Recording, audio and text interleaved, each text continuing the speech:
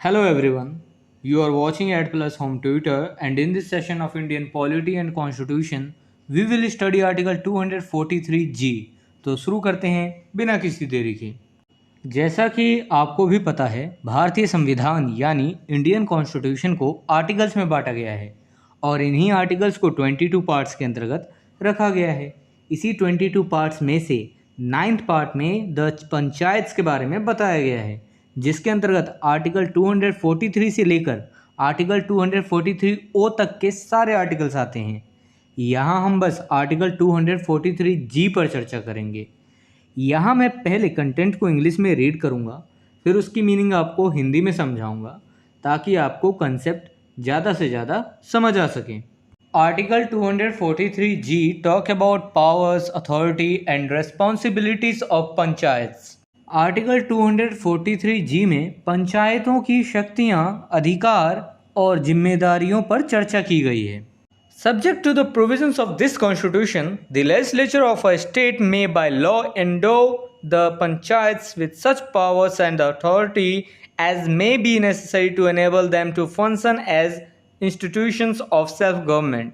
And such law may contain provisions for the devolution of powers and responsibilities upon panchayats at the appropriate level, subject to such conditions as may be specified therein with respect to. इस संविधान यानी भारतीय संविधान, इस संविधान के provisions के अधीन रहते हुए किसी स्टेट का लेजिस्लेचर कानून द्वारा पंचायतों को ऐसे पावर्स और अथॉरिटी प्रदान कर सकेगा जो उन्हें सेल्फ गवर्नमेंट के संस्थाओं यानी सेल्फ गवर्नमेंट के इंस्टीट्यूशंस के रूप में कार्य करने में सक्षम बनाने के लिए आवश्यक हों।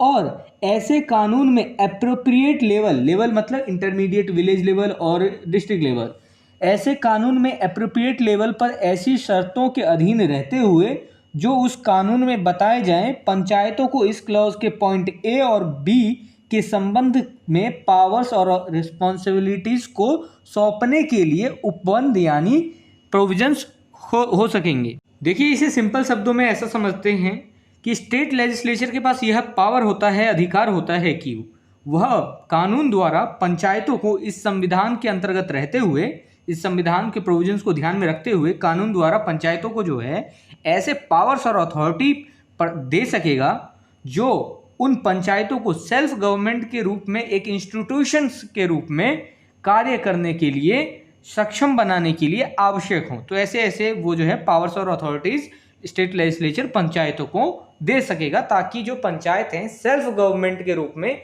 एक इंस्टीट्यूशन के रूप में कार्य कर सकें।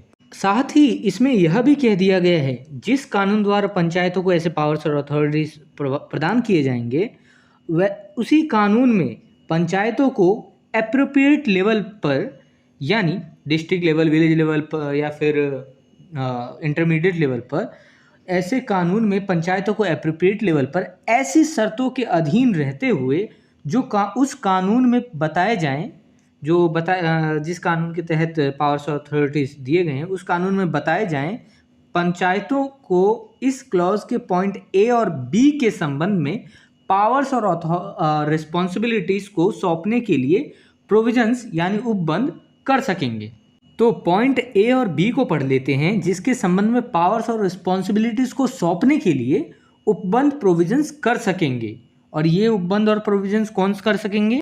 तो स्टेट लेजिस्लेचर जो है पॉइंट ए और बी के संदर्भ में जो है पावर्स और रिस्पॉन्सिबिलिटीज़ को सौंपने के लिए पंचायतों को जो है प्रोविजंस कर सकेगा कि कौन से पावर्स और रिस्पॉन्सिबिलिटीज़ दिए जाएं पंचायतों को according two point number A और बी। तो इस संदर्भ में जो है स्टेट लेजिस्लेचर उपबंध कर सकेंगे। ए और बी को पढ़ लेते हैं यहाँ पे। Point number A, the preparation of plans for economic development and social justice.